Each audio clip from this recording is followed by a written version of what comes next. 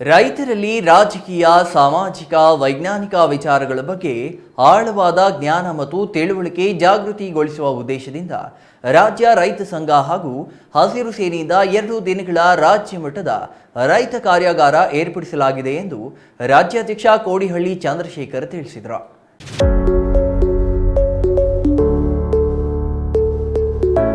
ಚಿಕ್ಕಬಳ್ಳಾಪುರ ಹೊರವಲಯದ ಚೆದಲುಪುರ ಗೇಟ್ ಬಳಿ ಇರುವ ಎಂಎಸ್ ಕಲ್ಯಾಣ ಮಂಟಪದಲ್ಲಿ ಸೋಮವಾರ ಏರ್ಪಡಿಸಿದ್ದ 2 ದಿನಗಳ ರೈತರ ಕಾರ್ಯಾಗಾರಕ್ಕೆ ಚಾಲನೆ ನೀಡಿ ಮಾತನಾಡಿದ ಅವರು, ರಾಜ್ಯದ ಅನೇಕ ಜಿಲ್ಲೆಗಳಿಂದ ಕಾರ್ಯಾಗಾರಕ್ಕೆ ಬಂದಿರುವ ರೈತರಿಗೆ ರಾಜಕೀಯ, ಸಾಮಾಜಿಕ, ವೈಜ್ಞಾನಿಕ ವಿಚಾರಗಳ ಬಗ್ಗೆ, ಸರಕಾರಗಳ ಧೋರಣೆ, ನೀತಿ ನಿರ್ಧಾರಗಳ ಬಗ್ಗೆ ತಿಳುವಳಿಕೆ ನೀಡದಿದ್ದರೆ ಬಹುರಾಷ್ಟ್ರೀಯ ಕಂಪನಿಗಳು, ಬಂಡವಾಳಶಾಹಿಗಳ ಮುಖವಾಡ ಬಯಲಾಗುವುದಿಲ್ಲ ಎಂದರು. ಚುನಾವಣೆ ಎಂದರೆ ₹1000 ತೆಗೆದುಕೊಂಡು ಯಾರಿಗೋ ಮತ ಮಾರಿಕೊಳ್ಳುವುದಲ್ಲ.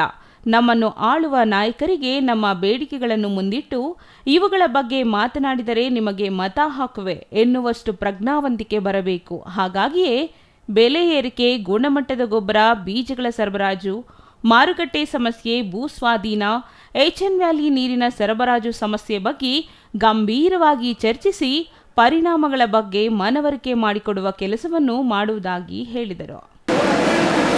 ರಾಜ್ಯದ ಕಾರ್ಯಕರ್ತರಲ್ಲಿ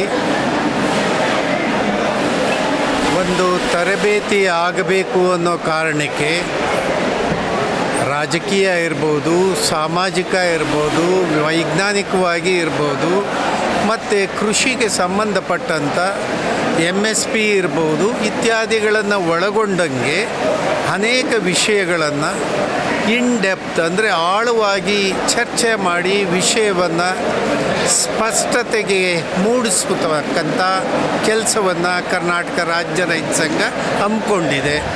ಈ ಕಾರ್ಯಕ್ರಮದ ಕೆಳಗಡೆ ರಾಜ್ಯದ ಅನೇಕ ಜಿಲ್ಲೆಗಳಿಂದ, ಅನೇಕ ಪ್ರದೇಶಗಳಿಂದ ರೈತರು ಬಂದಿದ್ದಾರೆ. ಈ ಕಾರ್ಯಾಗಾರ ಮುಂದುವರಿತಾ ಇದೆ. ಇವತ್ತು ನಡೆದಿದೆ ಮತ್ತು ನಾಳೆಯೂ ಕೂಡ ಮುಂದುವರಿಯುತ್ತೆ. ಯಾಕೆಂದರೆ ಚುನಾವಣೆ ಸಂದರ್ಭದಲ್ಲೂ ಕೂಡ ಸಾಮಾನ್ಯ ರೈತರಿಗೆ ಚುನಾವಣೆ ಅಂದರೆ ₹1000 ಇಸ್ಕೊಂಡು ಓಟ್ ಹಾಕದ,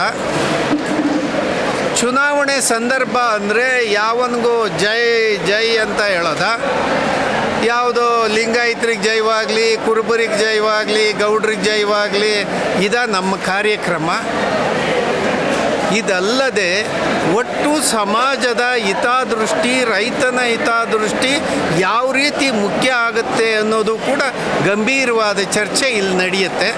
ಆ ಕಾರಣಕ್ಕೆ ಚುನಾವಣೆ ಇದು ತಾತ್ಕಾಲಿಕ, ಬರುತ್ತೆ ಹೋಗುತ್ತೆ, ಆದರೆ ಸ್ಪಷ್ಟತೆ ಇರಬೇಕಲ್ಲ. ಚುನಾವಣೆ ಅಂದ್ರೇನು ಅಂತೇಳಿ ನಿಖರವಾದಂಥ ತಿಳುವಳಿಕೆ ರೈತ ಕಾರ್ಯಕರ್ತರಲ್ಲಿ ಇರಬೇಕು.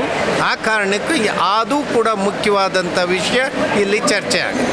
ಮುಖ್ಯಮಂತ್ರಿ ಸಿದ್ದರಾಮಯ್ಯ 11 ತಿಂಗಳ ಹಿಂದೆ ಕೇಂದ್ರ ಸರ್ಕಾರ ಜಾರಿಗೆ ತಂದಿರುವ ರೈತ ವಿರೋಧಿ ಕಾಯ್ದೆಗಳನ್ನು ವಾಪಸ್ಸು ಪಡೆಯುವುದಾಗಿ ಹೇಳಿದ್ದರು. ನುಡಿದಂತೆ ನಡೆಯುವ ಬದಲು ಅದನ್ನೇ ಜಾರಿಗೊಳಿಸಲು ಏನೇನು ಬೇಕೋ ಅದನ್ನು ಮಾಡುವ ಸಿದ್ಧತೆ ಮಾಡಿಕೊಳ್ಳುತ್ತಿದ್ದಾರೆ. 2 ಸರ್ಕಾರಗಳು ರೈತ ಸಂಸ್ಕೃತಿಯನ್ನು ದಮನ ಮಾಡಲು ವ್ಯವಸ್ಥಿತವಾಗಿ ತಯಾರಿ ನಡೆಸುತ್ತಿದ್ದಾರೆ. ಮುಂದಿನ ದಿನಗಳಲ್ಲಿ ಎಚ್ಚೆತ್ತ ರೈತ ಇವರಿಗೆ ತಕ್ಕ ಪಾಠ ಕಲಿಸುವ ದಿನಗಳು ದೂರವಿಲ್ಲ ಎಂದು ಆಕ್ರೋಶ ವ್ಯಕ್ತಪಡಿಸಿದರು. ಇನ್ನು ಈ ಸಂದರ್ಭದಲ್ಲಿ ಸಂಘದ ರಾಜ್ಯ ಪ್ರಧಾನ ಕಾರ್ಯದರ್ಶಿ ಕೋಡಿಹಳ್ಳಿ ಚಂದ್ರಶೇಖರ್, ಕಾರ್ಯಾಧ್ಯಕ್ಷ ಮಂಜುನಾಥ ಗೌಡ, ಮಹಿಳಾ ಸಂಚಾಲಕಿ ಸಿ ಉಮಾ, ಸಂಚಾಲಕಿ ಲಕ್ಷ್ಮಣರೆಡ್ಡಿ, ವೆಂಕಟಗೋಪಾಲ್, ರಮಣಾರೆಡ್ಡಿ, ತಾದೂರು ಮಂಜುನಾಥ್, ನಾರಾಯಣಸ್ವಾಮಿ, ಕನ್ನಮಂಗಲ ನಾಗರಾಜು ಮತ್ತಿತರರು ಹಾಜರಿದ್ದರು. Jangalahalli Ashwath, CTV news, Chikkaballapur.